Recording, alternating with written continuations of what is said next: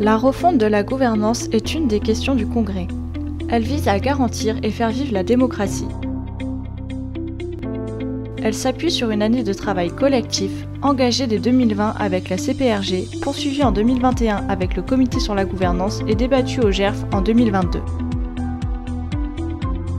78 personnes issues de tout le réseau ont contribué, proposé et se sont accordées.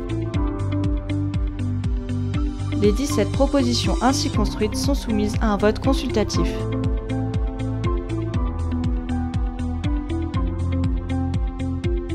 Vous aurez demain à vous prononcer sur des pistes et perspectives touchant à nos pratiques collectives, mais concernant également des changements dans les statuts de la Confédération.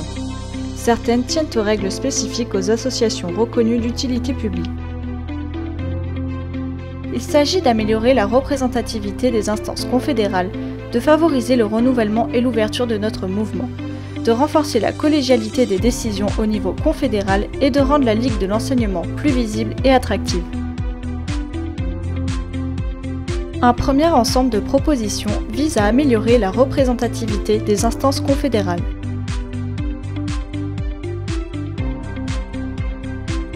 La première proposition concerne les règles de calcul des mandats. Il s'agirait de les modifier pour une représentation plus démocratique, tenant mieux compte de nos réalités associatives, mais aussi de la diversité des fédérations et de la nécessaire reconnaissance de chacune d'elles, quelle que soit sa taille.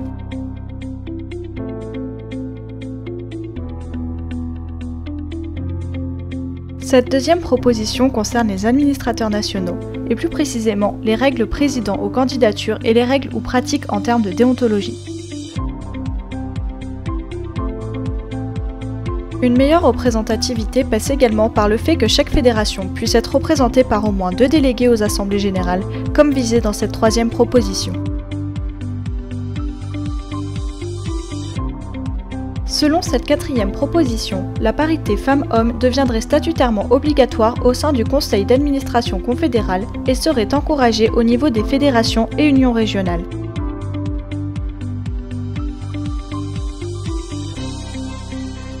Renforcer la représentativité des instances confédérales, c'est aussi s'interroger sur la représentation des salariés en leur sein. Il est proposé d'ouvrir un chantier de réflexion et de concertation sur cette dimension.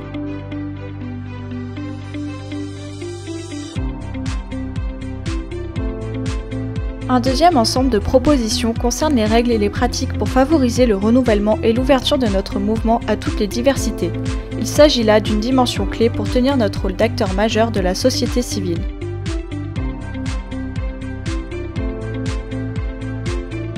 De nature statutaire, cette sixième proposition consiste à limiter dans le temps les mandats des administrateurs nationaux à 3 mandats successifs.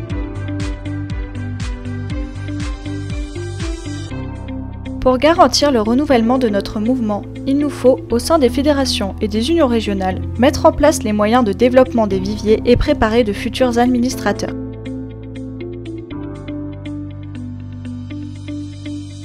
Pour faciliter l'engagement au sein des instances confédérales, cette 8e proposition vise à améliorer l'accompagnement et la formation des nouveaux administrateurs confédéraux et fédéraux.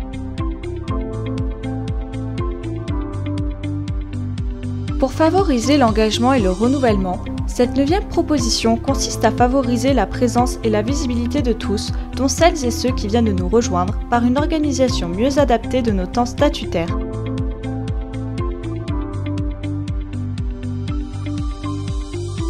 Un troisième ensemble de propositions concerne la collégialité des décisions au niveau confédéral, une dimension majeure pour un mouvement démocratique. Cette 10e proposition concerne un ensemble de modifications statutaires relatives aux instances confédérales afin de toiletter parfois nos statuts, mais également pour favoriser la construction et la transparence des orientations et décisions confédérales.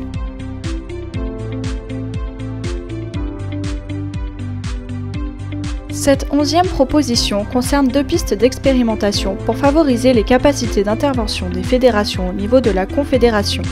L'une de saisine au conseil d'administration confédéral, l'autre d'amendement en AG.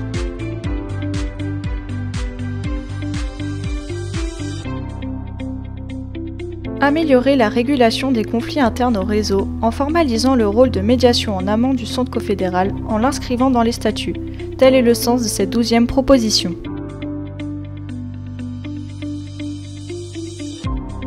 La 13e proposition concerne la construction du projet confédéral et du projet des fédérations et unions régionales, pour laquelle il est proposé d'améliorer nos méthodes et nos outils.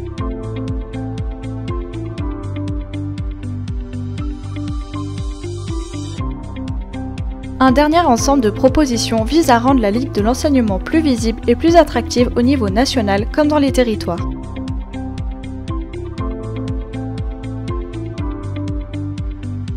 La 14e proposition consiste à créer un comité de prospective pour redonner tout son sens à notre mouvement d'idées, s'ouvrir et innover.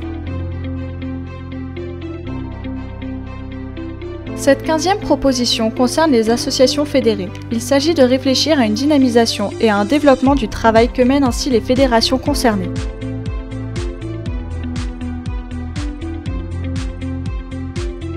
Le niveau régional constitue un échelon de plus en plus important en termes administratifs et politiques. Cette 16e proposition vise à améliorer notre organisation à la mesure de ces changements.